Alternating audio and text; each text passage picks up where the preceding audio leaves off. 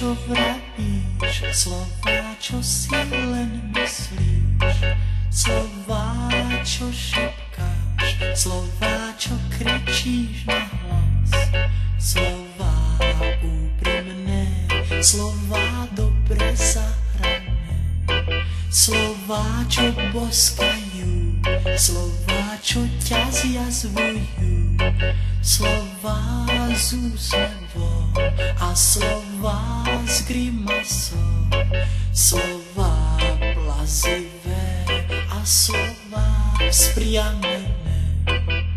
Nie, že zablúdiš, kým ústa otvoríš, chráni ťa slovník čistých slov. Slová, čo bolia, slová, čo ťa zašteklia, slová,